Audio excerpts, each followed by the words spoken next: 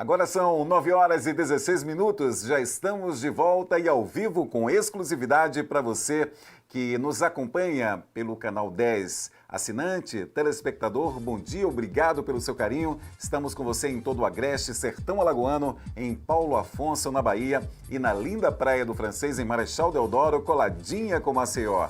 E bom dia a todos os internautas que nos acompanham aqui em Arapiraca, em Alagoas, no Brasil e no mundo. É sempre um enorme prazer estar com você, onde quer que você esteja. Deixa eu passar aqui para essa câmera, porque agora está na hora da nossa entrevista especial. A gente vai bater um papo com o educador especial Luiz Antônio. Ele traz o tema déficit de atenção. Crianças em casa durante a pandemia tem sido uma prova de fogo para os pais, que rotineiramente tinham o hábito de deixá-las na escola.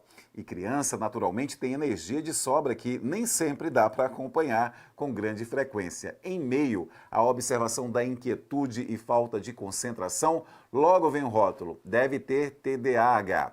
Entretanto, o desconhecimento sobre o que realmente seja TDAH e a dificuldade em diferenciá-lo de outros quadros ou de uma simples dificuldade de aprendizagem pode comprometer o desenvolvimento de muitas crianças. Estudos demonstram que o TDAH é fator de risco para baixo desempenho acadêmico crônico, para altos índices de abandono escolar e para maior probabilidade de abuso de substâncias químicas na adolescência. Vamos entender melhor sobre esse transtorno? A gente já dá um bom dia especial para o Luiz, que está aqui comigo na tela. Olá, Luiz, bom dia, seja muito bem-vindo ao Ops Notícias. Bom dia, Max, tudo bom? Tá tudo ótimo e a gente espera aqui com você também. É um grande prazer, desde já, poder bater um papinho com você. Você está em Maceió? Estou em Maceió, aqui na Serraria. Maravilha, um abraço para todo mundo aí que está nos acompanhando. Então, Luiz, a primeira pergunta que não pode deixar de ser feita: o que é exatamente o TDAH? Isso, o TDAH ele é um transtorno de déficit de atenção e hiperatividade. Primeiro ponto que a gente tem que diferenciar é que transtorno não é doença. A doença ela tem uma sintomatologia específica, como o Covid-19, como a dengue. O transtorno não. Ele é uma diferenciação no padrão cerebral, no caso do TDAH, que vai afetar a impulsividade, a desatenção e a hiperatividade. Só que cada TDAH é como se tivesse níveis. Cada TDAH vai ser um pouco mais impulsivo, um pouco mais hiperativo ou um pouco mais desatento. Mas todos são sintomas do A gente teve aí uma breve interrupção na comunicação do Luiz Antônio, mas já já ele volta para a gente. E é interessante, né, ele colocar isso e deixar claro que o TDAH não é uma doença e sim um transtorno, porque a gente coloca tudo ali por baixo, né, como se fosse doença. Se a criança excessivamente tem muita energia, esse menino deve ser doente. Se não tem tanta energia assim, deve ser doente também. Então a gente faz sempre essa contabilidade por baixo, mas é muito bom porque inclusive evita muito preconceito, não é, Luiz? Mas pode seguir o seu raciocínio, por favor. E é importante também dizer, Max, que eu fui uma dessas crianças. Eu sou TDAH. E quando eu era pequeno, isso influenciava muito o meu comportamento. Às vezes as pessoas não entendem, acham que tudo vai se resolver com pisa, é falta de disciplina da mãe, quando na verdade era uma incapacidade minha, por questão de padrão cerebral mesmo, eu nasci assim, de me ligar a situações que fossem entediantes para mim. Por exemplo, eu gosto muito, você está vendo livros aqui, eu gosto muito de ler, sempre gostei. Mas isso daí eu gosto. Se você for colocar outra pessoa, outro TDAH, pode ser entediante para ele. E para pagar os meus pecados de tanto trabalho que eu dei na escola, terminei virando eu mesmo professor, tá vendo? Que maravilha, né, Luiz? É, Olha só, se a criança já nasce com TDAH, quais sinais os pais e professores devem ficar atentos? são três. Reações exageradas, quando ela não, ou a frustração, são sinais de uma impulsividade grande. Isso não significa que ela seja TDAH. Se ela não para quieta de jeito nenhum, mas assim, não conseguir. Tá entendendo? Aquela pessoa que parece que tem uma formiga na cadeira mesmo. Isso pode ser um sinal de TDAH. E se ela vive no mundo da lua, o tempo todo pensando, a borboleta, a folha cai, ela pensa na folha do vento levando, aí a borboleta que come a folha, e nisso ela perde 40 minutos, isso é sintoma de desatenção, que pode ser TDAH.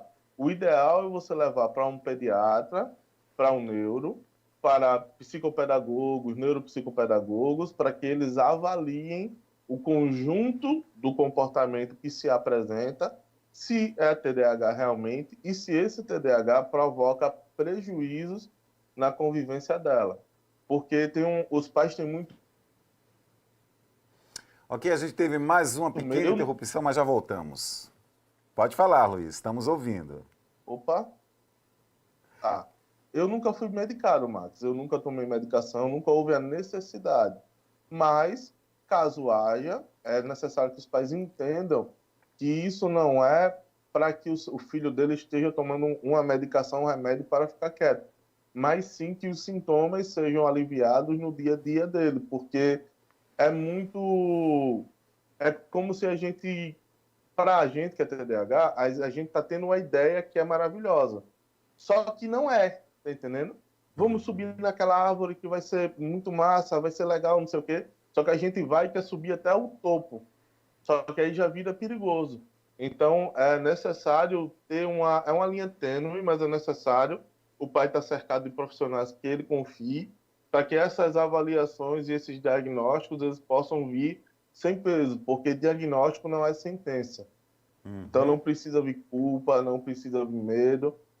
O seu filho vai apresentar um padrão cerebral diferente, que vai influenciar no comportamento dele, mas eu estou aqui, ó, professor formado, concursado, pós-graduado, também atuo como terapeuta, ajudando outras pessoas que têm TDAH, coach. Então, ele não vai limitar a sua vida, mas se não for tratado, pode sim ter influência e pode sim trazer alguns prejuízos para o dia a dia. Bom, o que você está querendo nos dizer e dizer aos pais que têm filhos com esse mesmo, vivendo nessa realidade, é que o TDAH não é uma bolha, né? Aquelas pessoas que vivem um transtorno podem viver naturalmente, com muita tranquilidade, podem cumprir a sua vida, inclusive social, suas conquistas, só que é um ser humano diferente, né? Como todo mundo. Aham. Como todo mundo.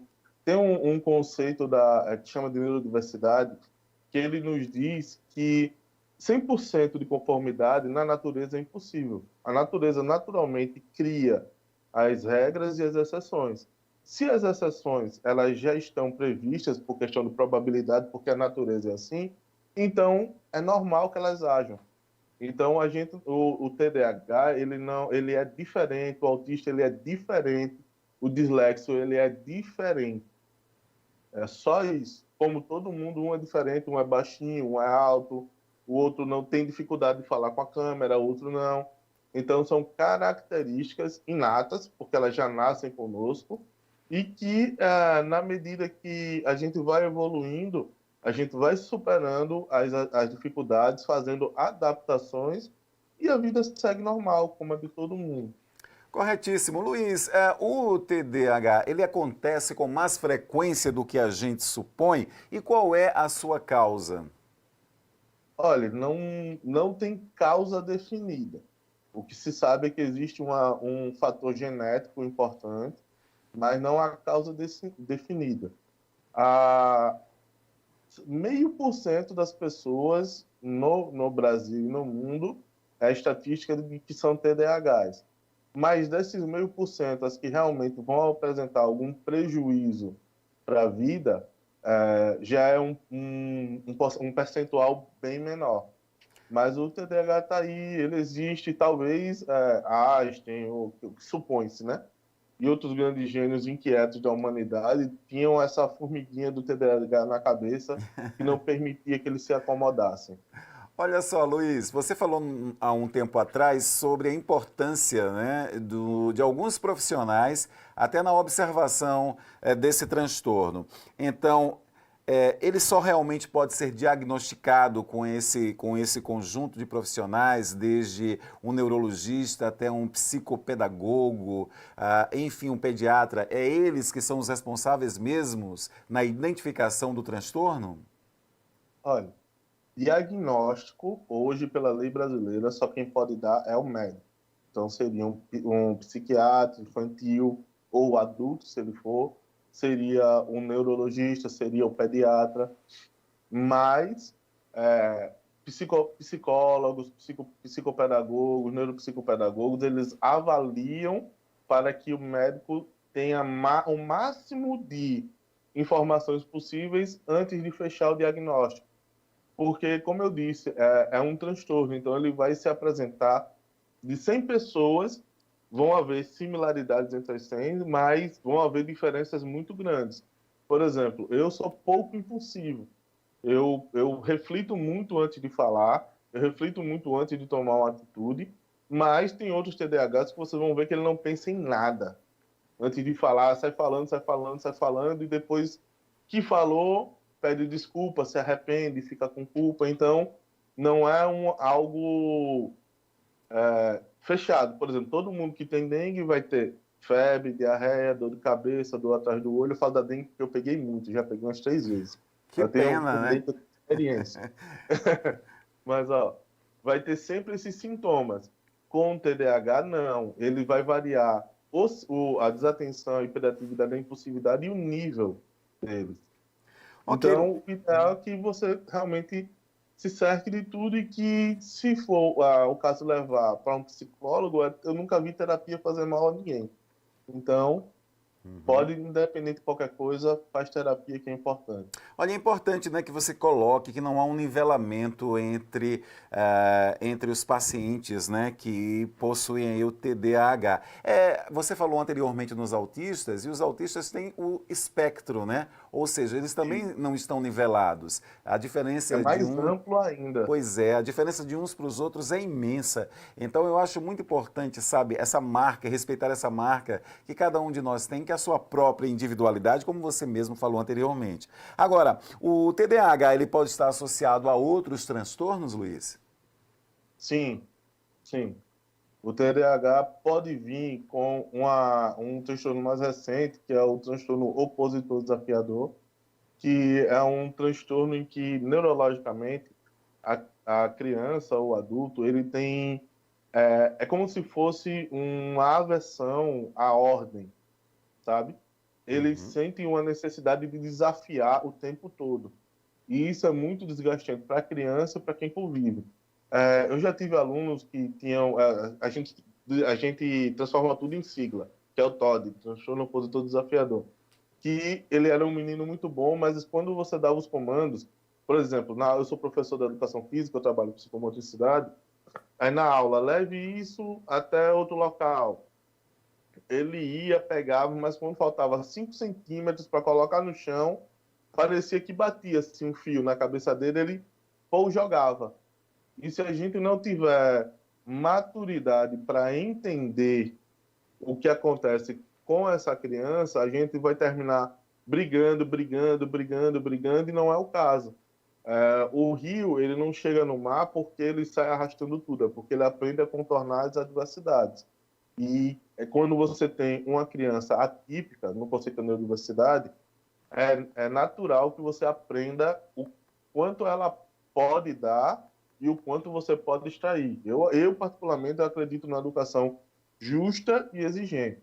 Justa no sentido de você não cobrar além do que a criança pode dar naquele momento, e exigente de saber que ela tem que, sim, determinados momentos, tem que ter determinado comportamento, que determinados comportamentos também não devem ser aceitos, e que isso daí é um equilíbrio que segue para a vida toda. Isso você não vai resolver em um dia, talvez demore alguns meses, quem sabe anos, mas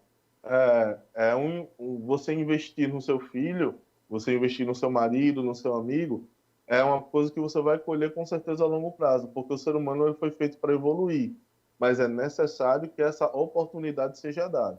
Ô Luiz, eu não sei como é que foi a sua vida na infância, eu não sei se seus pais, até pelo desconhecimento, lhe aplicaram algumas lições que eram necessárias, pelo menos para Ah, eles naquele momento, né?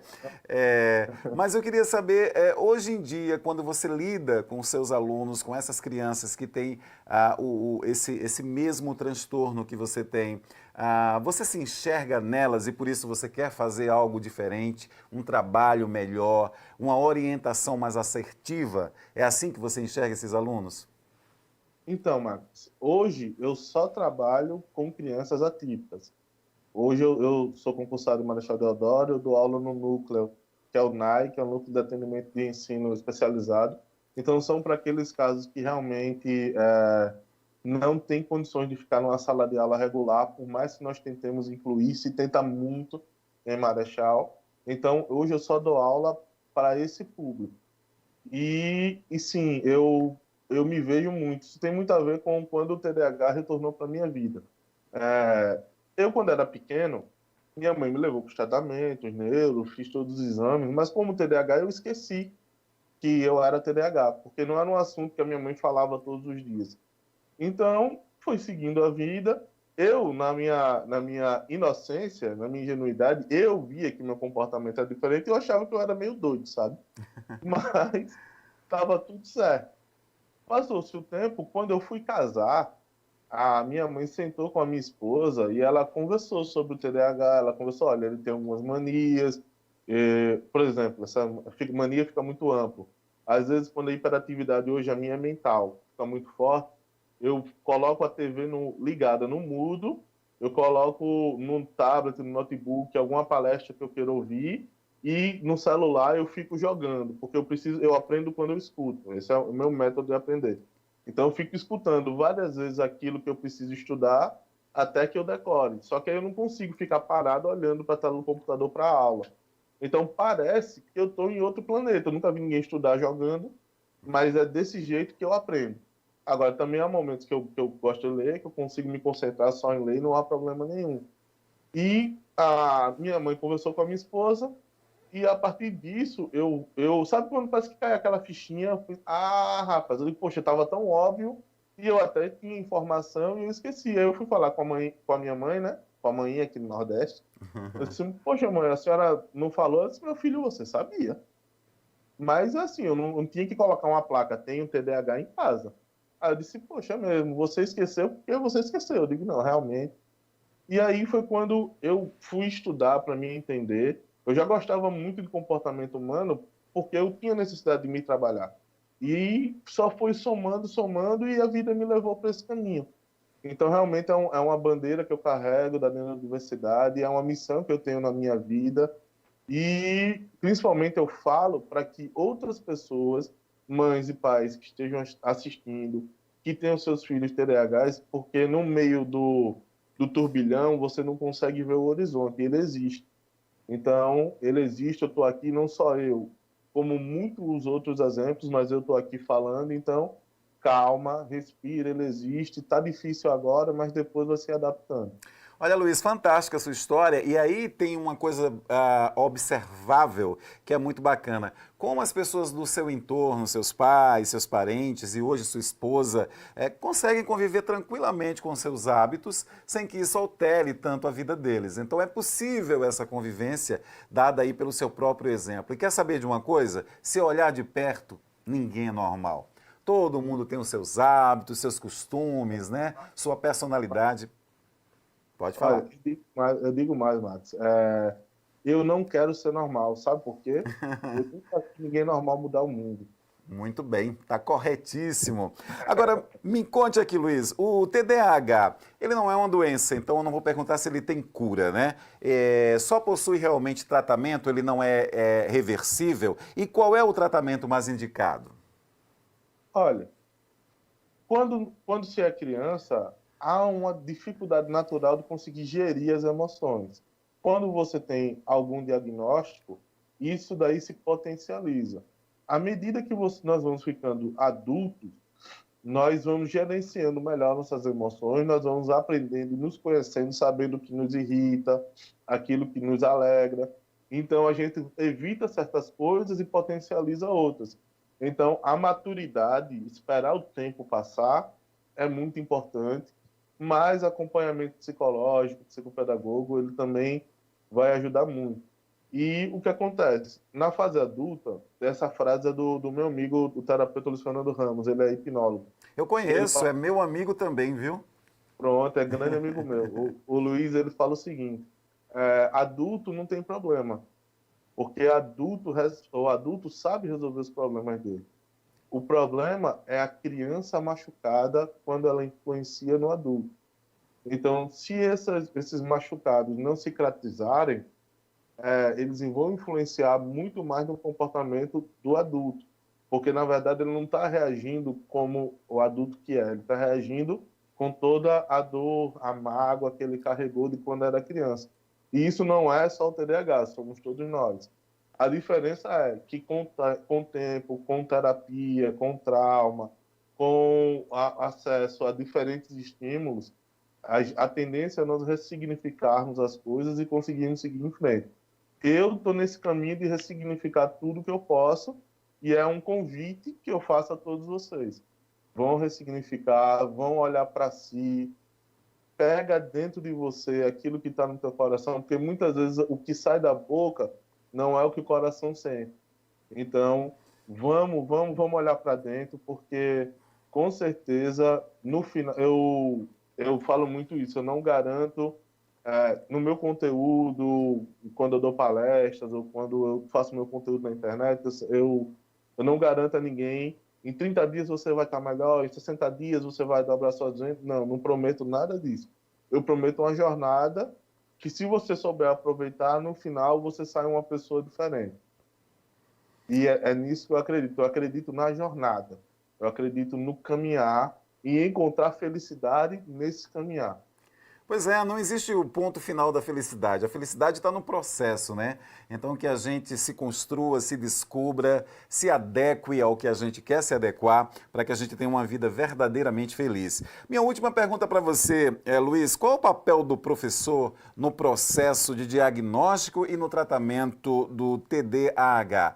A gente pergunta pelo fato de muitas crianças passarem quase um dia inteiro, né? Ali junto com seus professores em várias atividades, desenvolvendo várias atividades. Então o professor está ali com um papel, eu acredito sempre no papel fundamental do professor em várias instâncias. Mas esse também é um lugar onde o professor ele pode ajudar muito, creio eu, né? Olha, eu vou te responder com a história, tá? Tá. Eu sempre quis praticar arte marcial, mas quando eu era muito agressivo, quando eu era pequeno, a minha mãe sempre teve medo. Aos 16 anos, a minha mãe, devido ao meu primo ir praticar arte marcial, ela permitiu que eu fosse. E quando eu entrei na arte marcial, quando eu aprendi os valores da arte marcial, quando eu aprendi a disciplina da arte marcial, quando eu aprendi a me defender e que toda agressividade vem de uma insegurança, foi o ponto assim que eu já estava crescendo, mas eu dei um salto muito grande. Então, o que eu posso falar é por causa disso que eu sou professor. É porque eu me desenvolvi através da arte marcial com a ajuda de um professor e hoje eu faço com os outros o que o meu professor fez comigo. Então, o professor ele é primordial no sentido de incentivar, de apoiar, acolher e dar informação, porque como o professor está um pouco mais de fora, a carga emocional é menor. Então ele consegue responder racionalmente e dar diretrizes racionais à família. Porque muitas vezes a mãe, o pai, vou citar um exemplo hipotético, tá? Uhum. Não estou dizendo que é isso que acontece, você está um exemplo hipotético. A, a mãe super protege, às vezes o pai só quer bater, ou vice-versa. E eles estão tão ligados no problema que eles esquecem que existe uma solução. E o que acontece? O professor, por olhar de fora, ele consegue fazer intervenções para que a solução caminhe para a solução. Mas é necessário também que o professor ele se prepare, ele estude, para que ele possa ter o olhar de enxergar, o olhar de conversar com a direção. Poxa, será que vamos fazer aqui uma avaliação no Luiz? Porque, poxa, o Luiz é tão inteligente, mas não para quieto, tá entendendo? Se isso não tivesse existido na minha vida, eu acho que eu não teria sido nem alfabetizado, porque realmente eu fui alfabetizado literalmente correndo dentro da sala. Eu não sei como a minha professora fez, porque eu lembro que juntou minha mãe, a professora e a médica, elas conversaram, chegaram num consenso sobre como agir comigo, e elas foram, e quando eu aprendi a ler, em 3 meses depois disso, porque eu tinha capacidade, eu tinha conhecimento, eu não conseguia me concentrar para aprender, realmente praticar e ler, porque matemática, português, aprender a ler, é repetição, não adianta, você tem que fazer várias vezes, até que você domine aquilo. Então, se não tivesse tido tantos professores assim na minha vida, eu com certeza não estaria aqui. Então, o professor, ele é extremamente importante nesse processo para ajudar a família, para incentivar, para ajudar a ser uma ponte entre o aluno e a família, mas ele precisa estar disposto a isso. Mas a gente sabe as condições da escola, as condições que as famílias chegam. Então, foi por essa necessidade que eu terminei procurando outras ferramentas para poder conseguir intervir na família de maneira mais assertiva. Aí eu fui procurar, eu sou constelador hoje, fui procurar a PNL, também estudo muito, fui procurar o coaching também para me ajudar a construir futuro. Então, eu peguei isso como missão para a vida. Os professores não precisam fazer o que eu faço, mas ter o olho atento para saber enxergar essas nuances e auxiliar positivamente na vida do aluno, isso requer muito mais boa vontade do que qualquer outra coisa, e qualquer professor é capaz de fazer. Bom, e para terminar, eu quero dar um viva a todos esses profissionais que merecem de nós sempre todo o respeito, todo o carinho e a valorização que cada um particularmente e todos no coletivo merecem.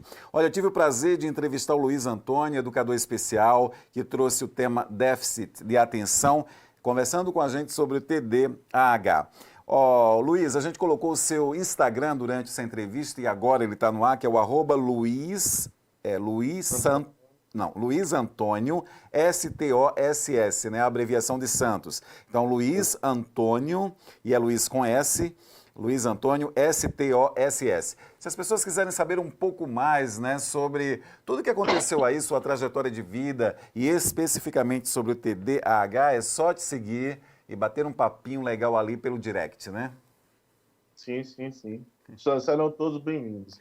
Muito bem. Luiz, muito obrigado mais uma vez. Desejo para você um excelente dia e um excelente trabalho para você, tá? Obrigado, Max. Bom dia a todos. Espero mais convites, viu? Claro, com certeza. Um grande abraço. É. Olha, eu adoro abordar assuntos diferentes aqui no programa porque a gente sempre acaba aprendendo um pouco mais. Durante essa conversa com o Luiz, claro, a família do Luiz ela teve a capacidade de enxergar que havia um problema ali e ele teve ali toda uma estrutura até para que eles entendessem o que é que estava acontecendo. Mas muitas crianças, em muitos lugares nesse país, não têm acesso porque as famílias são muito pobres. E muitas vezes não estão antenadas com esse tipo de solução para os filhos. Mas é importante que se você que está em casa agora enxerga um comportamento diferente no seu filho, que o leve a uma unidade de saúde, procure um psicólogo no município onde você mora, para que o seu filho tenha a orientação necessária e que você também tenha uma orientação necessária sobre um possível acompanhamento e tratamento para aquela criança. Não ache que é somente birra, não ache que é somente teimosia, né? A criança ela precisa de atenção especial, ok? E olha, o Instituto Butantan confirmou na noite desta quinta-feira, dia 7, que assinou um contrato com o Ministério da Saúde para aquisição de doses